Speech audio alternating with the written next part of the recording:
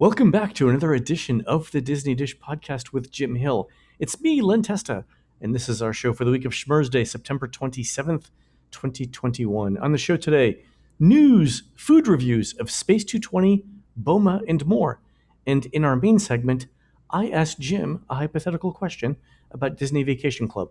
Let's get started by bringing in the man who says that he barely knew Tim Kono. It's Mr. Jim Hill. Jim, how's it going? Oh, Only Murders in the Building. I love this show. Are you watching this show? Oh, God, am I watching this show. I have been on board since August 31st when it dropped on Hulu. But who isn't watching it? Supposedly, it was the highest rated comedy premiere in Hulu history. As a New Yorker, you have to be really enjoying this show. The funny thing about the show is it's set in the Upper West Side, which is when I'm in New York where I live. But the way that they've captured the actual things that supposedly go on in these buildings is very funny. So in Only Murders in the Building, there's this gag where Tim Kono had a fireplace dispute with Sting, right? That's one of the setups between the character that died and Sting, the musician, had a dispute over fireplaces. But do you know where that actually came from, that little tidbit, Jim? No. In real life, the musicians Billy Squier and Bono had they lived in the same building in New York, and I believe it's the Dakota. They had a dispute over, I think it was Billy Squier's fireplace, and that went on for years and cost tons of money in legal fees and basically upset everyone in the building. So that little reference, that little 2-line thing actually happened in real life, but instead of Sting, it was Bono, which I think is just hysterical, because if you're gonna pick someone to play, like, I don't want to use the word uptight, but like English musician or a European musician who wants things in a certain way, and it couldn't be Bono, Sting would be my next choice. What I actually love about this show is the moments where it really does sort of dovetail into my real life. There was, I want to say in the first episode or thereabouts, there was that scene where Steve Martin's character is trying to reach out to Mabel, who's a millennial. And so he turns to Martin Short's character and it's like, should I text or call her? And Oliver takes a second and it says, calls bother them for some reason. And it's like, calls bother them for some reason, exactly. The things that I like are where they're showing actual podcast recording. Oh, yeah. And Martin Short will tell Steve Martin, okay, say that again, but enunciate, or you're a little soft or something like that. Or why are we recording in a closet? Like every time there's an actual discussion about the sound of the podcast, I get these Vietnam flashbacks where it's like me, you, and Aaron talking about talking about how we sound. Only downside to Only Murders in the Building is we're, at this point, I want to say we're 6 episodes in, only 4 to go. 4 to go, yeah. I know. Yes, season finale airs October 19th. And by the way, I don't know, so you saw what Steve Martin tweeted out. The murder of Tim Kono will be revealed at the end of season 1. And that's the other good news. Did you see just last week that they got picked up for a second season? No, I didn't see it. Oh, that's fantastic. So a second season is in the works. I think this is one of the best shows that's come out recently. If for our listeners who haven't seen it, it's called Only Murders in the Building. It's on Hulu, and it's Steve Martin, Martin Short, and Selena Gomez, who I find adorable in this show. Yeah, back when she was doing Wizards of Waverly Place, yeah, she was the one Disney kid I kept hearing from people who worked at the network. Oh my God, she's wonderful to work with. She was actually, when they bring kids in to have their own shows, they'd literally, okay, you have to go talk to Selena because she will explain what's about to happen to you and how you can handle it. And so few of them listen to her. But wonderful show, well worth it just for the life lessons, folks. And after all, no one ever brings anyone a turkey with bad intentions. No one ever gives it. It's true. That's one of the running gags from the show. Yeah, fantastic show, folks. If you haven't seen it yet, it's called Only Murders in the Building. It's on Hulu. New episodes come out on Tuesdays. It is must-see television. All right, Jimmy, let's bring in our special guest for this show. It's Christina, who's going to be telling us about new food happenings around Walt Disney World. How's it going, Christina? And Star Wars. And Star Wars, that's right. All right, but save that because we have to do the subscriber acknowledgement first. Thanks to new subscribers, OTL Rules, Mitch the Jedi, and Ed in Dorchester, and longtime subscribers Jay Motts, Cole Ormsby, and Matt Leslie. Jim, These are the folks who sit in the sidecar if you don't have anyone to ride with you on Hagrid's magical motorbike adventure over at Universal's Islands of Adventure. They say it adds to motorcycle safety, and honestly, it's just nice to get out and meet new people. True story.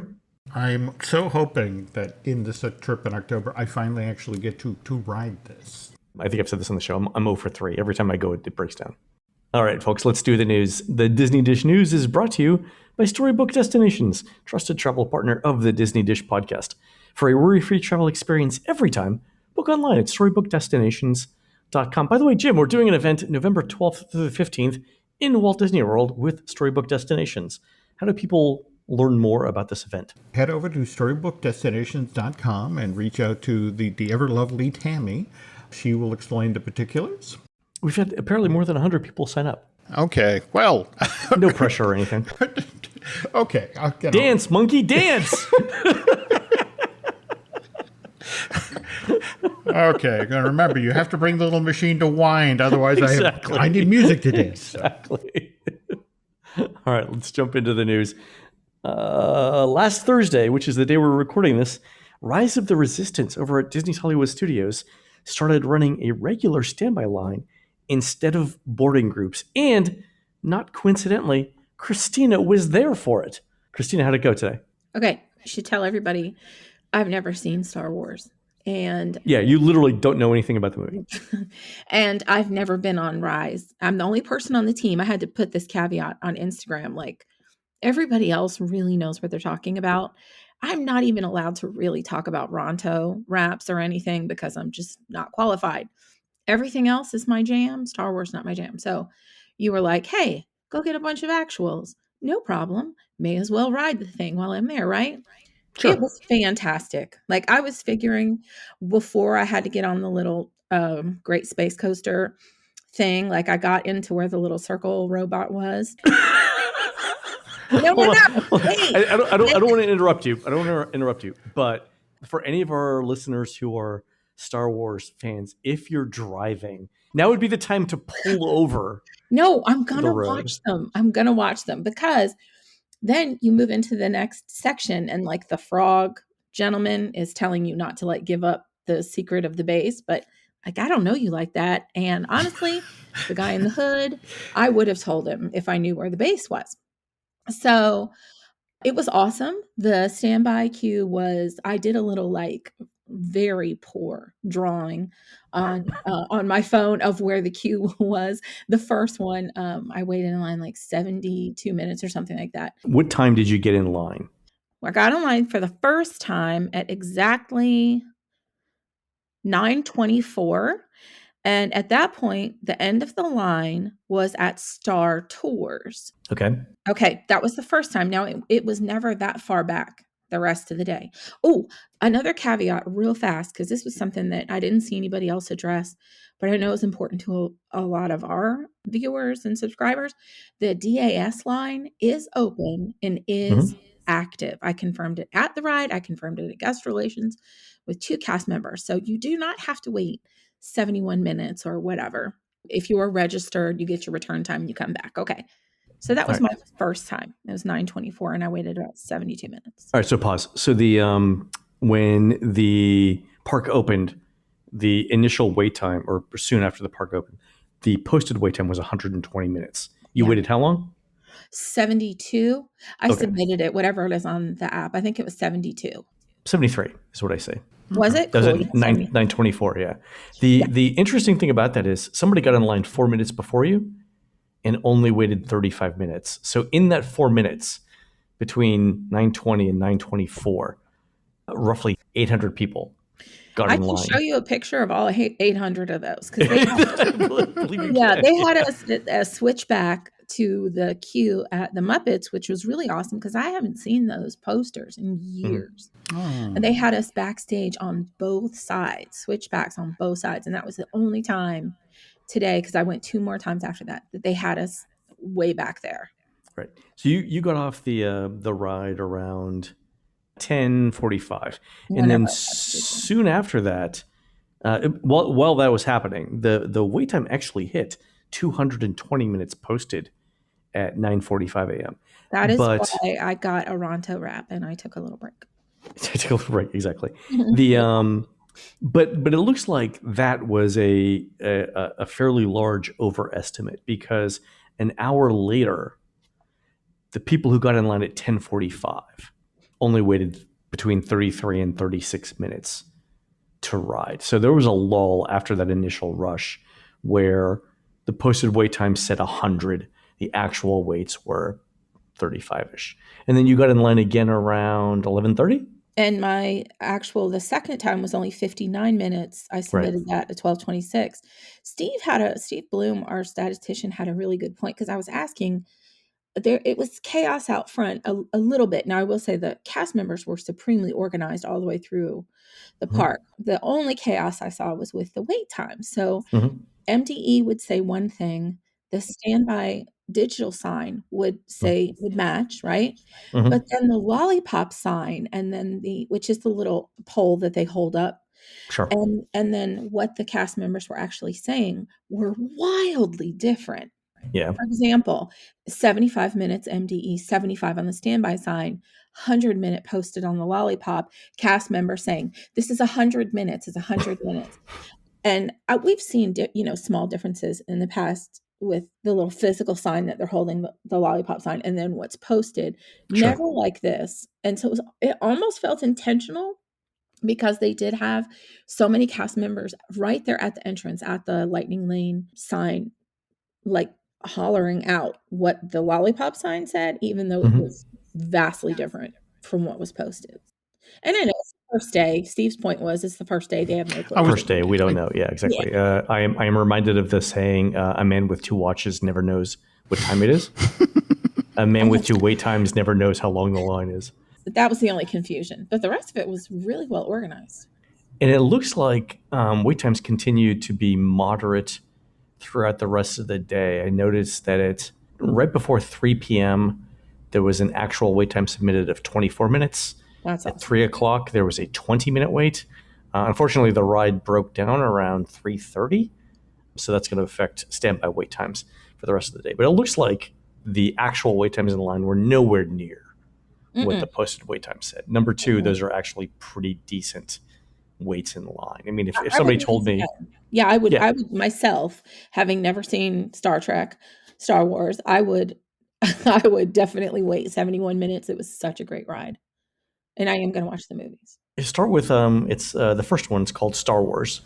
It's episode 4. Now, it's interesting that you say that, because I asked for recommendations on Instagram, and what did we get? 120 responses and probably 120 different recommendations, like give or take, of what order I should watch them in, which one should I skip. Very firm ideas out there. Yeah, a lot of people have very, very firm ideas about what you should watch with. Yeah, definitely. All right. Well, thank you for doing that. I appreciate it, Chrissy. Jim? What's been interesting is watching people speculate about why today, as in you start the standby line on a Thursday. And is this traditionally a fairly light day at Disney Hollywood Studios? Because I know they were making a point to the effect of, we're still a week to 10 days out from the actual start of the anniversary, and better to get experience under their belt well before, in theory, the crowd show up for the anniversary. I think that's exactly it. I think that they wanted to get a few days of practice in before the 50th anniversary happens. So the 50th isn't going to be focusing on the studios, because we've got Remy opening at Epcot. We've got all the stuff going on in the Magic Kingdom. I do think that running standby at Rise now gives them a few extra days to practice that. Also gives them a couple of days to make sure that the virtual queue actually works at Remy. True. My personal theory here is that in Walt Disney World, my Disney experience can only handle one thing at a time in terms of virtual queues. Ooh. And that's why we had to turn it off of Rise and turn it on for Remy. Leaving aside the fact that Rise doesn't apparently need a boarding group now, other than for the fact that it breaks down every day. So that was my theory there. Okay. Interesting. Let's see if that bears Jim, out. Speaking of attraction news, we also heard this week that PhilharMagic is getting a scene from Coco. Yes. Got to actually interview the director of this edition, and it's kind of an intriguing choice. If you think about it, every other film that they've previously put into Mickey's PhilharMagic is a Disney title. This is the first Pixar, and it's a relatively recent Pixar, and Pixar isn't exactly known for its musicals, so the fact that they had to pick one of their films that had a musical number. So they went with Coco.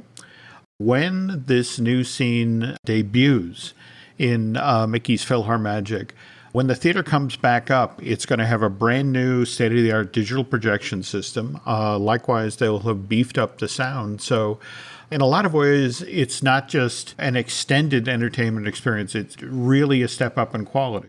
I'm going to be intrigued to hear what folks have to say about it, because this version has been playing out in California at Disney's California Adventure for a number of months at this point. Also, it's also been running in Paris. But for World, it was just, we need reasons for people to come here for the 50th, or things we can point to is that, hey, something new for the 50th. So they kind of held this in reserve, and here we are.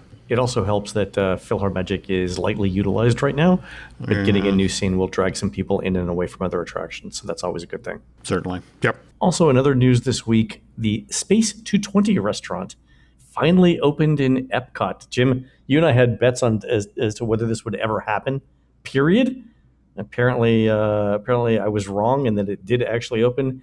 Apparently the restaurant is not actually built on an Indian burial ground. I thought it was.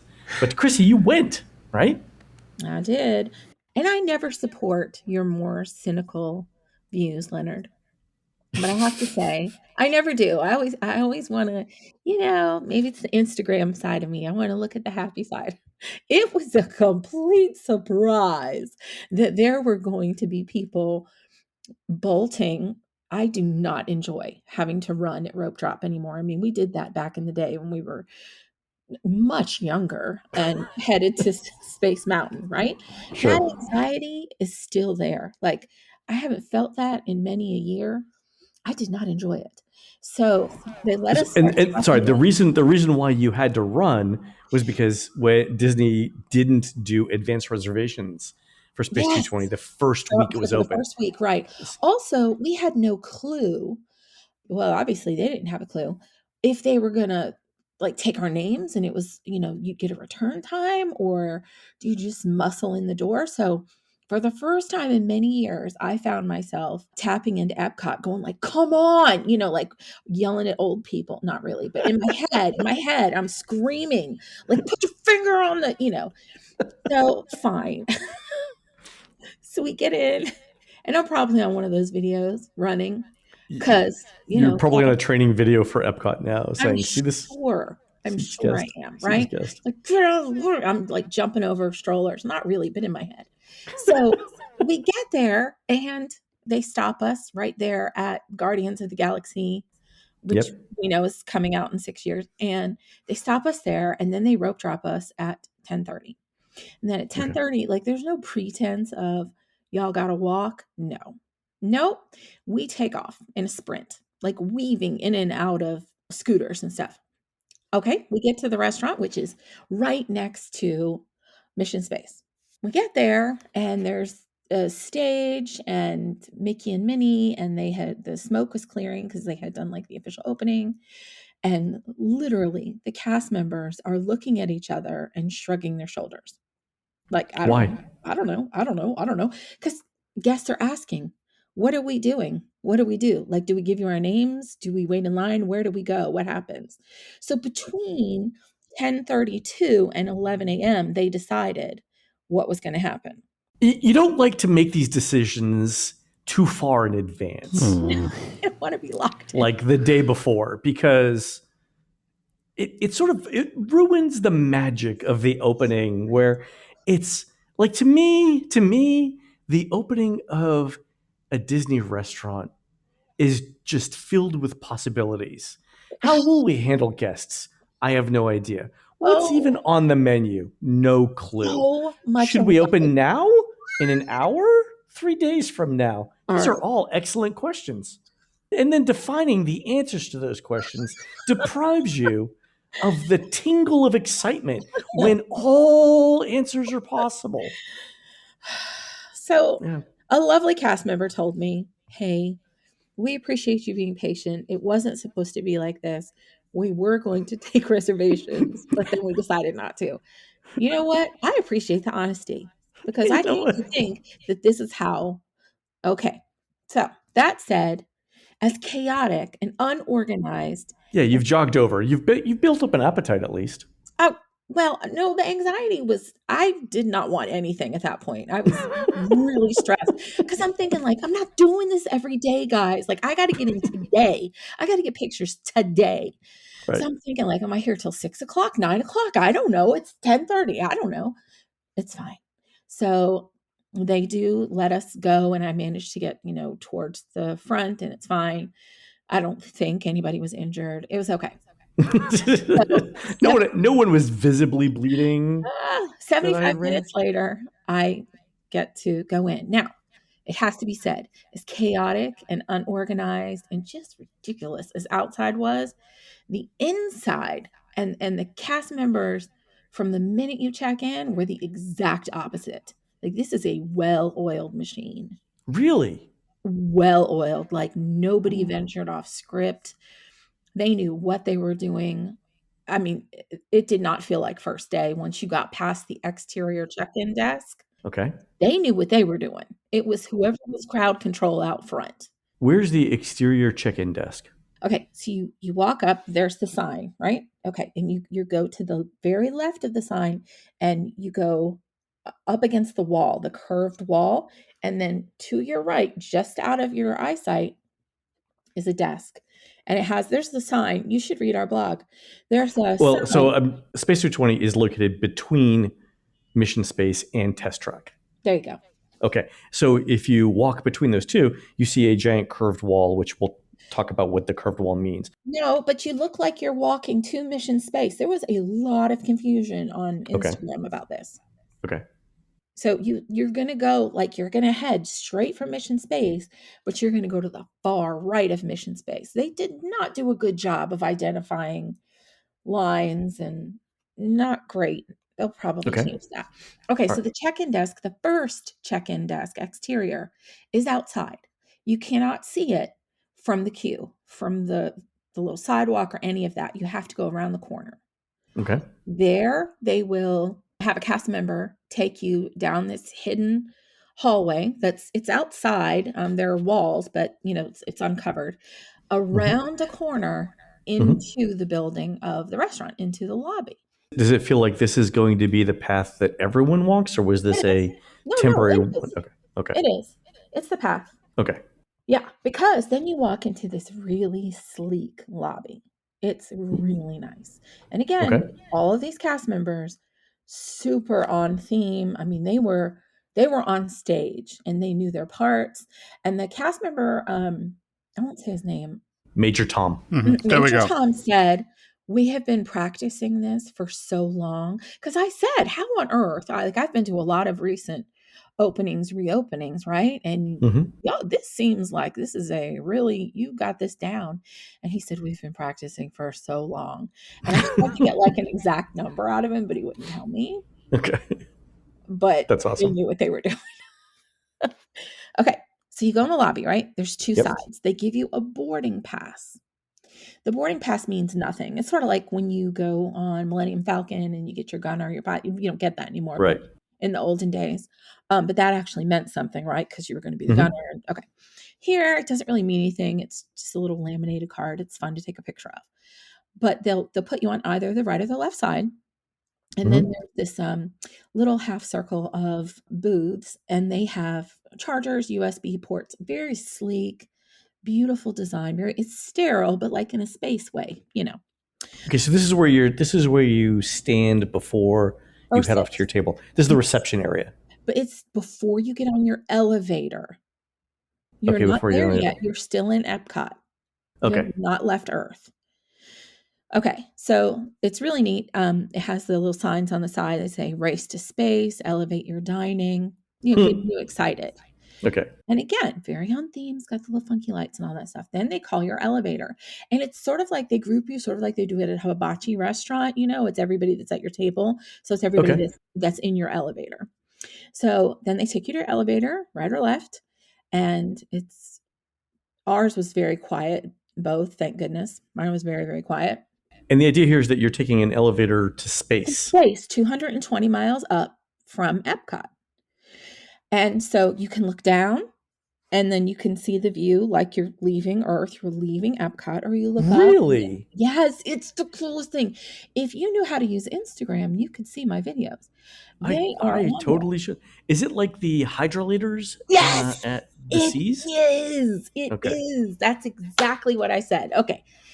But it's just so much cooler. Like you can feel it when it's like whoosh, whoosh, whoosh, and you're passing the little mile markers. Does it actually feel like you're moving? Does the elevator vibrate and stuff? Yes, it is. I would go back just for that. Just to ride the elevator. And how are the graphics? Like, is it believable that what you're seeing? Have a 16-year-old help you with Instagram and go look at the reel I did, or I'll send you the video. It is. Can you print it out? You print the video out and then just mail it to me? I'll mail it. I'll fax it. Thanks. I said this, and I know that Disney has the world's greatest media team. Like they have better camera equipment than I do. Mm-hmm. Nothing does it justice. Like nothing. Disney didn't even do a good job of showing. You just can't. The visuals are so stunning in person. I tried really hard to take some good pictures and some good video. Doesn't even come close to capturing it. Wow, how about that? Okay. Like we got off the elevator and we were clapping. For real. That's good. I mean, that was awesome. That's fantastic. So you get off the elevator, you're there, you're 220 miles up in space. Already I'm excited. Like I don't even care if they give me goldfish. So excited, right? Because it was the coolest and I haven't seen anything like that. So neat. And if you're a Disney this could be space elevator to Buc-ee's and you'd be fine, right? All right, don't play about Buc-ee's. No, I'm not playing about Buc-ee's. Nothing but respect for them. Beaver nugs. Yeah, that's no joke. Okay. Whew. So there's a hydroponic spinning lettuce field to your left. That is the coolest thing. Took pictures, took video, not even close to doing justice. So I thought, you know what? I honestly don't care what the food is like. I'm coming back on my own for this. Like you paid for Monday, but did I? Okay, all right. But I would spend my money on this just to see. I gotta show Dion, my husband. I gotta show him the elevator. It's the coolest thing ever. All right. Okay, so you sit down, and again, small details that it's impossible to capture. We were seated, so when you first walk in. To the right is the bar. Right now, the bar reservations only. Okay. And let's talk about after the 27th because it doesn't. Right now they're just doing. Yeah, the show is coming out on the 27th. So yeah. Okay. On the 27th, you can get reservations. Right? They're all gone, but you can get reservations. Yeah. More importantly, the lounge area will be walk up only.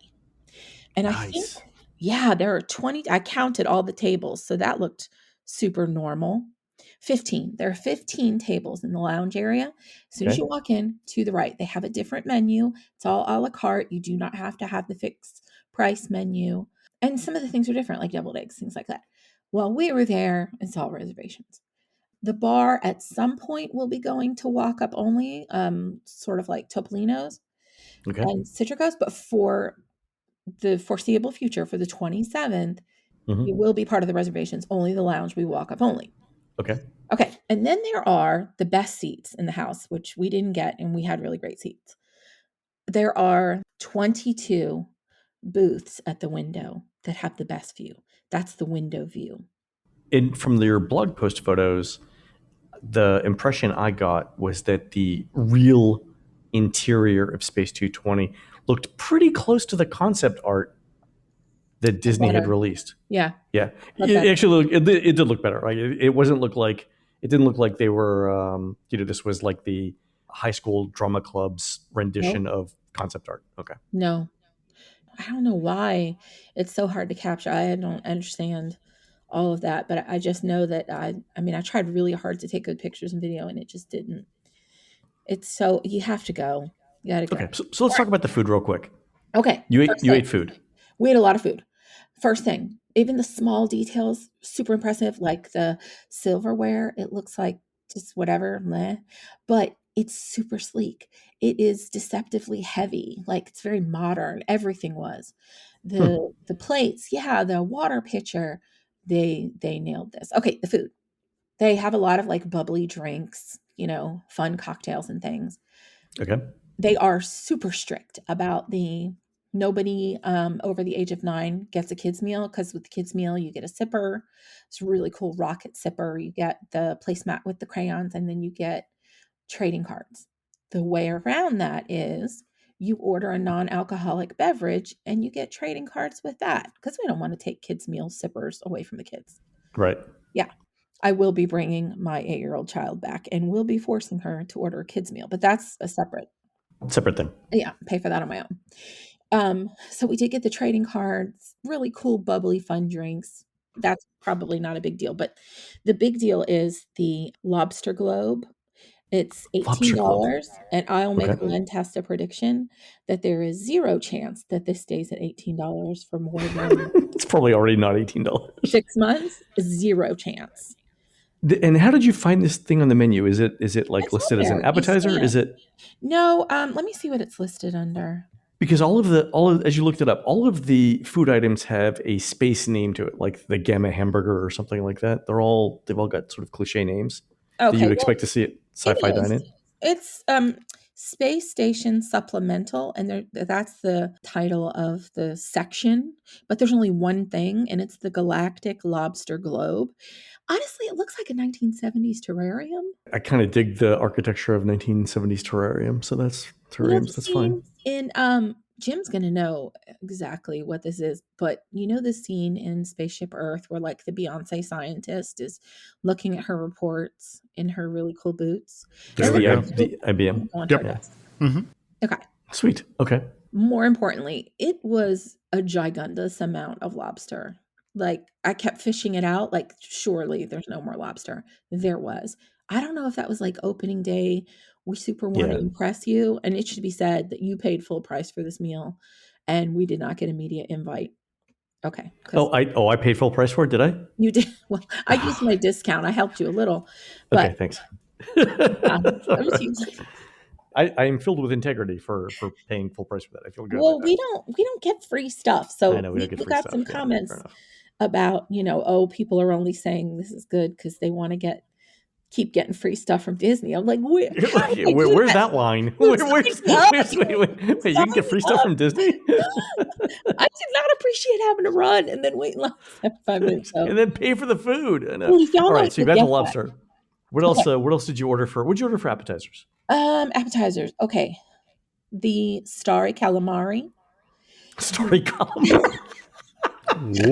I do like the fact that the first two things you ordered are lobster claws and calamari, both of which you could kind of see in a 1950s sci-fi film as being like, aliens, like the calamari that ate Brooklyn as a film title. I think that'd be, I could get that. Seems like you guys obviously are going to know better than me, but it seems I got the vibe that this was intentionally kitschy. Yeah, I think so. And I liked it. It worked. It works. Okay. All right, so calamari. Okay, Big Bang Burrata, which was gorgeous and lovely and soft and beautiful. Big Bang Burrata. Calamari, the Neptuna tartare. Neptuna! Wow. And then the Space Greens, which was a lovely salad. Is that the hydroponic stuff? I don't know if it was. I know it was delicious. It was beautiful. So you had four appetizers: the lobster, the calamari, the burrata. Yes, and the salad. And what was and of those four, which one did you like best? I would say the tartare because it was immaculate and plentiful.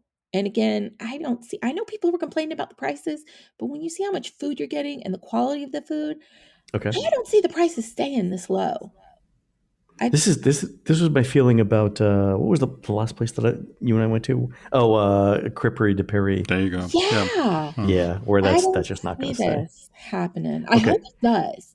All right. So of the four appetizers, you liked the tuna best. What did you like least? Is there anything that you wouldn't order again in terms of appetizers? Well, no, I would still order the calamari. I would not eat the spicy marinara because it was so spicy. Like it made my face hurt. And do you think that was intentional from the kitchen, or do you think it was just like, we don't know how spicy this is? No, it was because the roasted pepper citrus aioli was the yin and yang. Like it was creamy and salty and wonderful and delicious. Okay. Yeah. All right, good. So that's good to know. Red is nature's warning sign, so don't eat the red. All of the appetizers were cooked properly, the right temperature, They were everything like that was good. immaculate, so beautifully presented, and then the lobster is just there's zero chance it's going to stay at $18. It was so much. I mean, you can't get I don't think you can get a lobster sandwich for $18, and there's these days because lobster's tough to come by. But my feeling on all of this is that things will change by the time I get there on Monday or today. It's got to, because if you look at the amount of lobster and the quality that you get at like Hops and Barley, right, $11 or something ridiculous, like it's a lot of money. But it's only $7 more, and it's okay. And it is a huge plate of giant pieces. It's not like, and this stuff was not frozen. Like it didn't have the, you know how you can tell when lobster's been frozen, and then this is good stuff. No way it's going to stay $18. So get that. Okay. So then main courses. What were your options for main courses? Tuna, salmon, burger, steak, chicken, pasta, and pasta. So I won't read you all the silly names, but we got the burger, the Centauri burger, because that's the name of the space station that you're going to, right? The roasted free range chicken and the flat iron steak. So steak, chicken, and the burger. And Yeah, I wanted to get stuff most people would probably get. Right, fair. Okay. Yeah. I do have to go back for dinner, but I'll go with you. Yeah. Okay. All right. So it has to be said, these are the best French fries I've ever had in my entire life, other than the Canfield Fair in Youngstown, Ohio. Really, the best French fries ever. Hands down. French fries. They're not just French fries. Somebody took a giant Idaho potato and cut it in quarters, and then somehow got the crispiest exterior without greasy frying, also beautifully seasoned, nicely salty, and then the inside is basically mashed potatoes. It was so it's huge. It's huge. Like that alone could be a meal. Were they double cooked? Is that how or double fried? Is that how they did it? It is a mystery. It is because I've seen. You've seen recipes for like the crunchiest roast potatoes ever that involve. It's a 3-step process. The first part is boiling. Well, I'm going to research it now because I got to know how to do this. So it's boil, roast, fry, but then you flash fry at the end. Whatever. Heavenly goodness. I don't know. It's a mystery. The burger is giant. It has a lovely aioli on it. I loved it.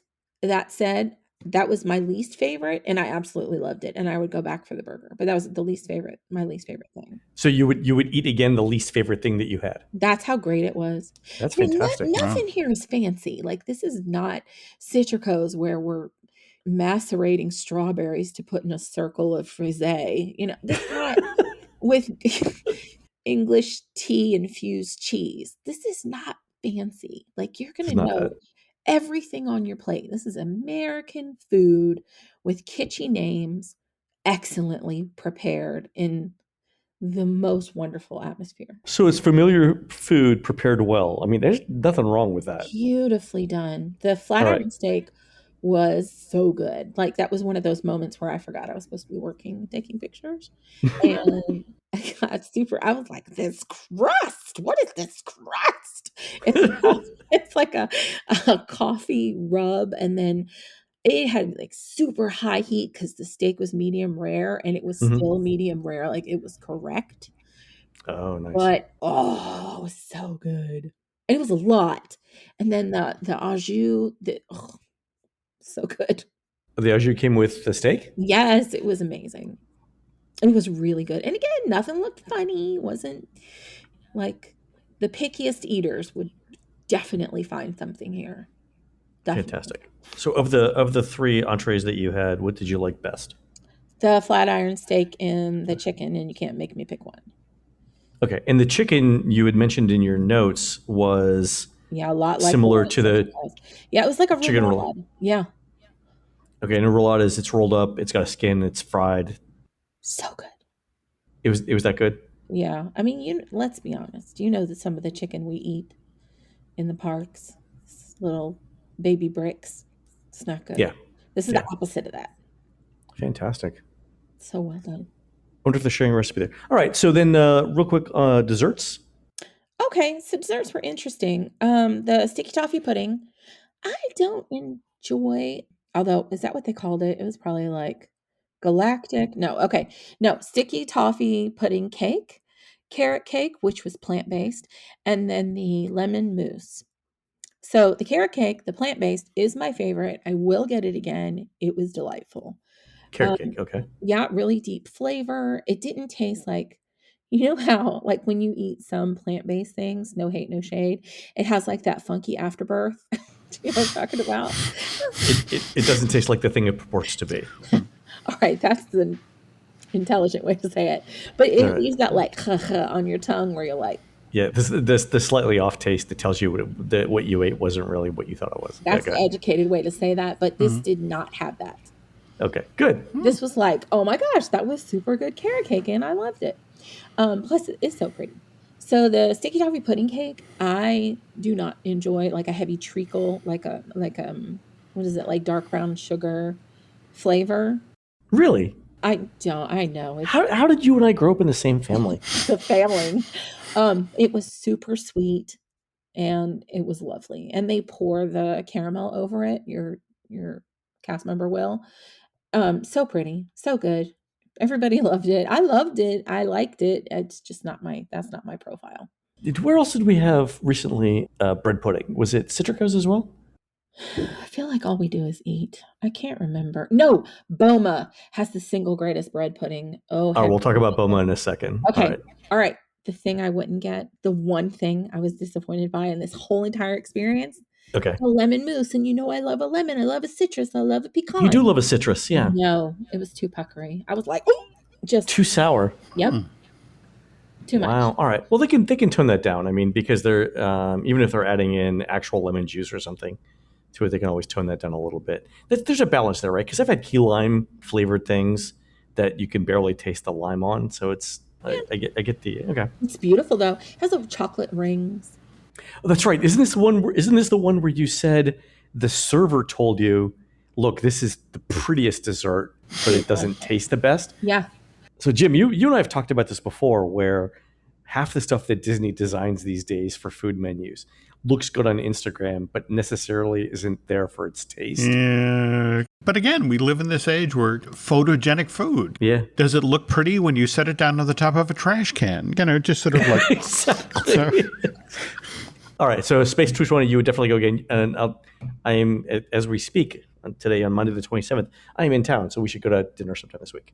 Sold. And the other place you went, Boma, which we haven't talked about since reopening. Now, before you had gone there, I had given you a heads up about the manager, who's a little bit temperamental. No, she obviously is. No. Are we allowed to say her name? Her name's Emily. She's a good friend of the show. She's a crazy person in the best sense. Emily's fantastic. She does not play. Like, no, she does not. Before I get into Boma, I will say I had gone to Boma and all of that stuff. And then on opening day of Animal Kingdom Lodge, we were staying there, right? Because we had to do the room review. At 11:01, I went out to the bar because I was like, oh, let's have a cocktail, see what's going on at the bar, right? Because it's my job. So I went to the bar and I was like, hey, I'll have all the food items and then these 2 drinks. And they said, oh, there are no food items. We're not doing that now. You have to go inside to the Mara. Okay. By 11:05, Emily had that mess fixed. One of the cast members at the bar was like, oh, I better let Emily know. Like 3 minutes later, I went on MDE and that mess was fixed. Yeah. Yeah. Emily doesn't play. She knows how to run a restaurant. She does. She needs to run all the restaurants, especially all the buffets. Every buffet could learn from Boma. For real. I've been back twice with my own money to Boma. Have you really? You've been back 3? You've been to Boma 3 times since reopening? I've been 4 or 5 times since reopening. Don't shame me. This is my job. No. I'm saying that's a lot of times. All right. So real quick, what would you recommend? Breakfast and dinner, all the things. All of it. Literally all of the things. Yep. Is there anything There's that nothing bad. I'm not playing. It is clean. Everybody knows the food at Boma is good, right? Like, you don't need me to tell you about that. But real quick, the 3 things that I would highlight. Okay. We went back opening day for breakfast and dinner. And the thing that stood out to me was how proud those cast members were. They came back fierce. Like, Emily is like the Coach K of the Disney buffet world or something. Mm-hmm. Are you proud of my sports preference, P.S.? Okay. So they were telling all the guests that would listen how many years they had been at BOMA. There were 4 cast members at dinner that had been there since day 1. Wow. And the lovely gentleman who was making the ribs, it's a new recipe. He made Dion and I, my husband and I, stand there while he told us, this is a new recipe and it takes 3 hours. And you didn't have these ribs last time, so you need to try these ribs. It wasn't a question or a suggestion or an offer. It was an order. And you're going to come try these ribs and then you're going to move on. Yeah. Yeah. You need to get some ribs and then you keep it moving to the left. It's like going to like your favorite uncle's cookout. Like, no, really, seriously, you have to try these ribs and then go on, do what you need to do. Yeah. They came back hard. Like they had something to prove. And they were very fantastic. Like you could tell they knew what they were doing. They weren't messing around with masks. That's awesome. Like I felt super safe. They were changing out serving utensils. They were monitoring everything. Could not be happier, and I cannot recommend it enough. I can't wait for you to go. And you also did breakfast there as well, right? Yes, I've done it a few times. What would you recommend for breakfast? The pap, and then the roasted tomatoes, and the everything. Am I allowed to say everything? You mentioned the turkey babudi. So good. What is that exactly? It's heavenly goodness. It's eggs and veg and turkey. Like a hash? No, it's more like a frittata. Oh, got it. Crispy edges. Really? Yep. Fantastic. And they don't play. Right. Like when stuff starts getting low, they're right there. They're cleaning, they're wiping, they're swiping, they're replacing. Fast. It's nice. That's awesome. So it's clean. No concerns about it being a buffet in the middle of a pandemic. No. And I did have concerns with other buffets. I don't know if we're getting into that, but like BOMA, because Emily is firm in her management style. I don't know the right way to say this. That's a good way. Like she is. No, there's no playing, and I felt very safe there. I did not have that experience at other places. Emily runs a tight ship. So the interesting thing about this is you went and you said good things about it. I was updating the unofficial guide last week, looking at the survey results for BOMA, and it is 97% thumbs up since it reopened, which is amazing. And frankly, I need to know who that 1 out of the 33 people or whatever they were. Like, who hurt you? Like, what? If BOMA can't make you happy, can anything? Emily's going to hunt them down and hurt them. Yep. I mean, I'm the helper. Send me a name. Yeah. The next question I'm going to get is, okay, I just need an email address. I don't need anything else. There we go.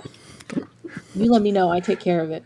All right. That's fantastic. All right. And I know you ate at a couple of other places, but for time, we're going to have you come back. The 2 places were Beer Garden and Crystal Palace, right? Yeah. Can we just say Crystal Palace was scary and should be shut down? If you want to summarize it, but we'll talk more about it later on. No, that's enough. That's all you need to know. Don't go. Yeah, it's fantastic. Okay. But Beer Garden you liked. I loved Beer Garden. Yep. Okay, fair enough. All right, we'll have you back on the show, and we'll also talk about the new food booths that have opened up at Food and Wine, right? Delightful. Thank you for having me on, Jim. No. Always great to have you on, Grizzy. Thank you. All right, we're going to take a quick commercial break. When we come back, I asked Jim a hypothetical question about Disney Vacation Club. We'll be right back.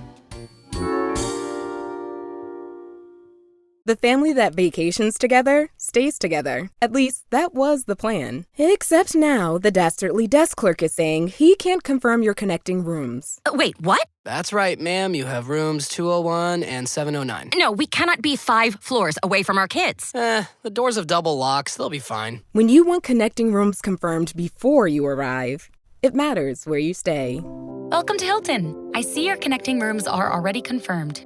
Hilton, for this day. Every story you love, every invention that moves you, every idea you wished was yours, all began as nothing. Just a blank page with a blinking cursor, asking a simple question. What do you see?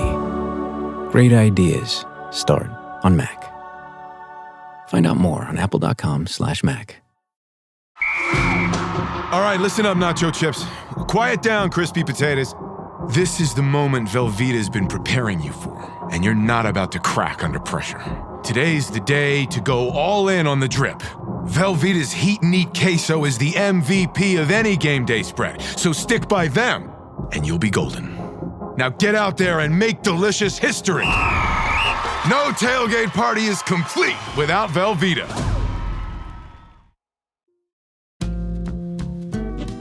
Today we were going to talk about what Walt Disney World was like exactly 50 years ago today. But something interesting happened in between then, so we're going to push off that show for a week. Mm-hmm. And the interesting that happened is this. A friend of mine, who's going to remain nameless, but somebody who I trust implicitly, happened to be sitting in a location in a major city that happens to be a hub for financial activity.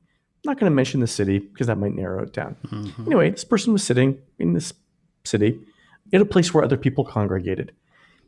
There were three gentlemen next to my friend.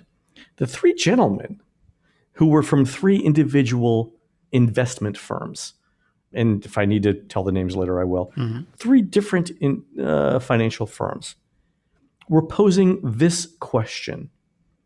If Disney sold off their vacation club to another entity, what would the terms of that sale be? And so my friend immediately called me and said, hey, guess what these people are talking about? I'm like, where are they from? So he was able to ask some questions about it. But Jim, hypothetically, I thought this would be an interesting question for you.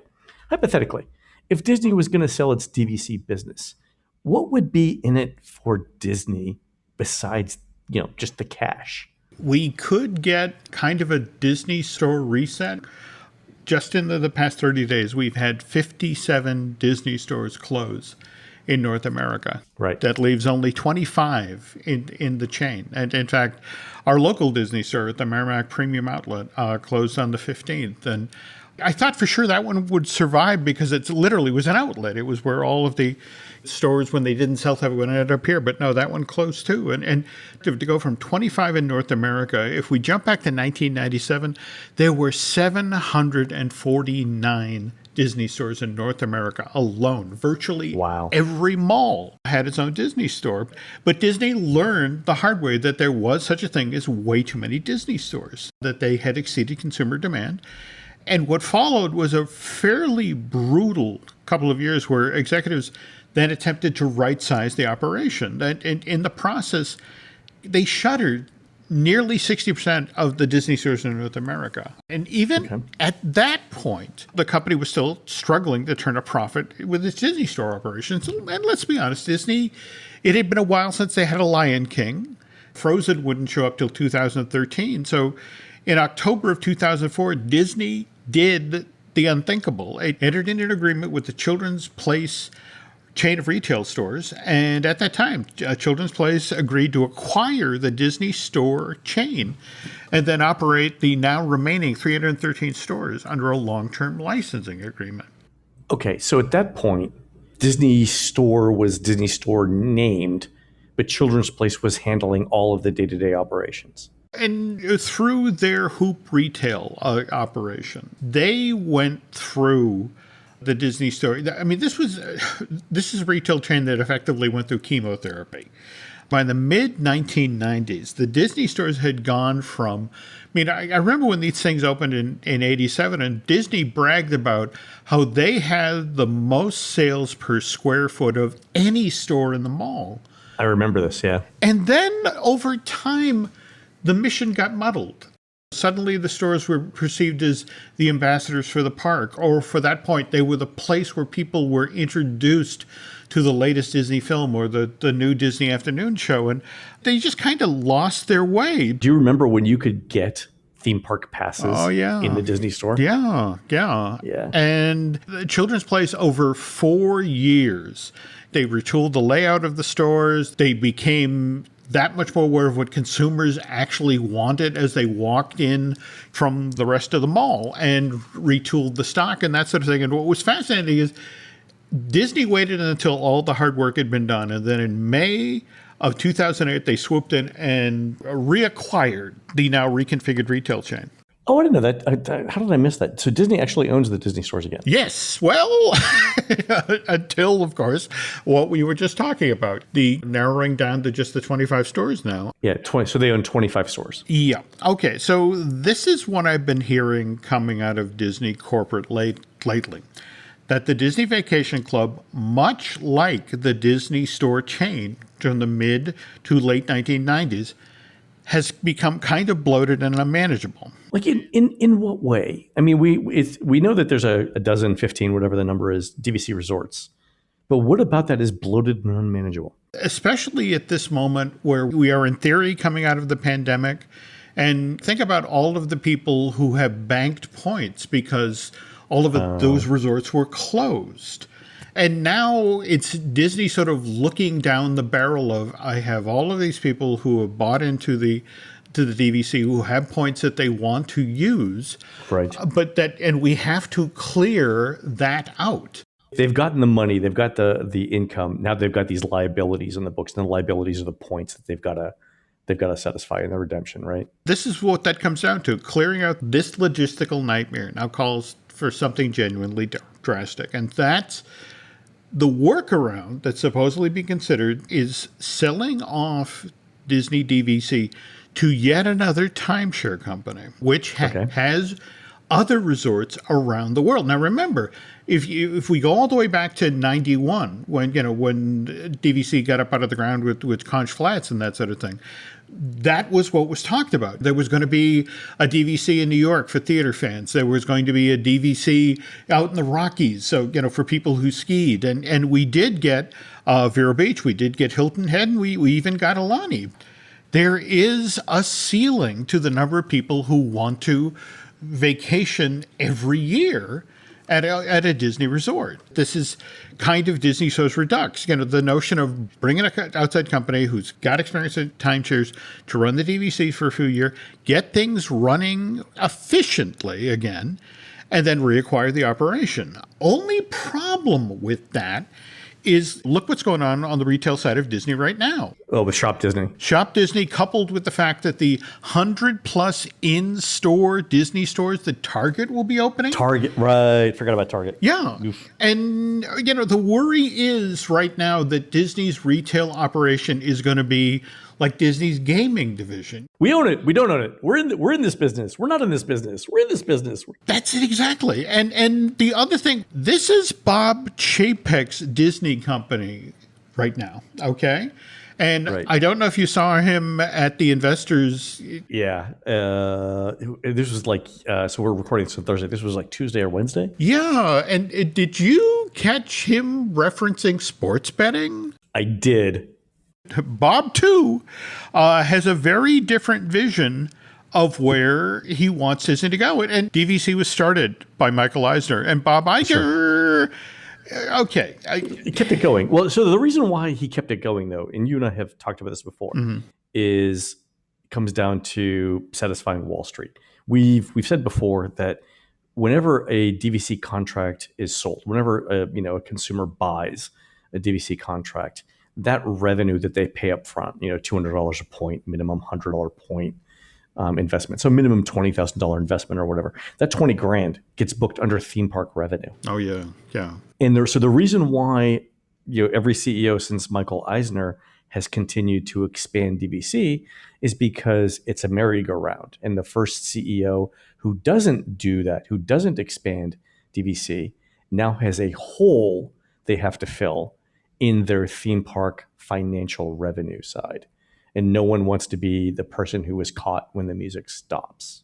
Bob Chapek seems to think the way to fill that hole is hotels like Star Wars Galactic Star Cruiser. That's what I was thinking. Okay.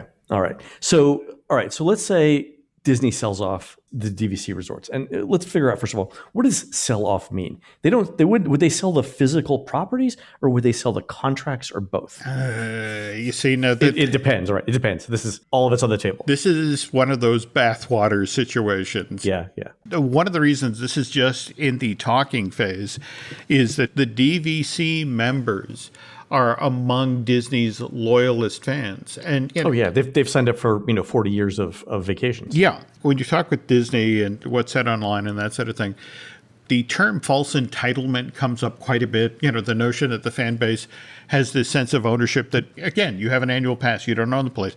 On the other hand, a DVC member does actually kind of, if not owned, they're renting long term. Yeah. And Disney's hesitation here is that we want to fix this problem, but at the same time, we don't want to enrage these people who, in a weird sort of way, are our most dedicated customers, especially in the 50th anniversary year of Walt Disney World. So just because members of the investment community are talking about this, which means that it's out in the zeitgeist. But at the same time, remember, Disney had very serious conversations about starting its own airline, or for that matter, a nationwide change of daycare centers. And, they kicked the tires, they did the investigation, and in the end, they decided not to do it. So let me be clear. In the conversations that my friend overheard, I'm not saying that it was Disney that was having the conversations. Mm-hmm. It may be a third-party company who is interested in bringing this to Disney, right? So we're not going to say who's talking about what. No. But you mentioned something, and I want to go back to it, because when my friend called me with this information, the first thing I did, I was in New York at the time, first thing I did is walk downstairs into my local coffee shop. And when I'm in my local coffee shop and I need advice, what I typically do is say something like, hey, does anyone here run a hedge fund? I have a question. And it turns out that, when you walk into a coffee shop in New York and you ask, hey, does anyone here run a hedge fund? Because I have some questions. 3 or 4 people will actually raise their hand. It's just the way New York is. There you go. Right? Love the West Side. So I I'm like, hey, let me buy you folks a coffee here. And let me run a scenario by you, right? And so the scenario I ran by them was major multimedia company who happens to run theme parks, who also runs a timeshare division. They sell the timeshare. What do they do with the money? And the 2 answers that I got was, hypothetically, if this was a major multimedia company that happened to own theme parks and for which there was a timeshare attached, if they were to sell the timeshares, hypothetically, that company could do one of 2 things with the money. They could invest it in a streaming service to get content to more people, because streaming is a growth market, or sports betting. Oy. Wow. Okay. Yeah. You could buy either a sports betting company, you could partner with an existing company. There are lots of things to do. Also, Jim, I happened this person mentioned to me the interesting confluence of things here. Sports betting is very big in a town called Las Vegas. I don't know if you've heard of it. Yes. Elvis did a movie about it once. Also, the thing that Las Vegas has is destination resorts. Yeah. Huh. Yeah. How about that? Yeah. Jim, the word that was bandied about during this coffee session was synergy. Mm-hmm. Think about how proud when the Disney Cruise Line was announced, that the Eisner underlined, circled and indented the fact that there will be no casinos on the Disney boats, because that's not what Disney is all about. And yet, the weird sort of thing is, if you look over at ESPN and if you look at the number of shows there that include information related to sports betting now, just in the past 5 years, that it's been a noticeably significant change. So Disney is drifting in this direction. And the fact that just this past week, here's Bob Chapek talking to the investment community about that's what our customers want, that's what they're looking at. Just that this is out there in some sort of a format, and the fact that the fact that there are finance people talking about it is super interesting. I agree. There is one email that we got on this that you and I cannot talk about on the show. All right, fair enough. We'll save that one for later. Okay. All right, but it shows that they're thinking ahead. That's all I'm saying. Absolutely. Gotta wonder what Walt would think of this, but at the same time, anybody who predicted, or tried to predict what Walt was going to do with the fool's errand. It's like, really? We're doing ski areas now? Okay. I don't know how I feel about gambling in Walt Disney World. I'll have to think about that a little bit more. All right, Jim, I'm going to sum up this conversation by saying this one more time. It's just speculation. Something was overheard. I don't want everyone to freak out that Disney's selling DVC. So don't feel like that. I do believe there are conversations happening within some financial organization somewhere on it, based on what I heard. But this is far from being a certain thing. So just let's make sure that we calm everybody down here. There we go. All right, folks, that's going to do it for the Disney Dish show today. Please head on over to disneydish.bandcamp.com, where you'll find exclusive shows never before heard on iTunes, including 2 new shows on the histories of Disney's Flying Saucer Ride. On next week's show, Jim's going to finish up the history of what Disney World was like 50 years ago this week. You can find more of Jim at jimhillmedia.com and more of me, Len, at touringplans.com.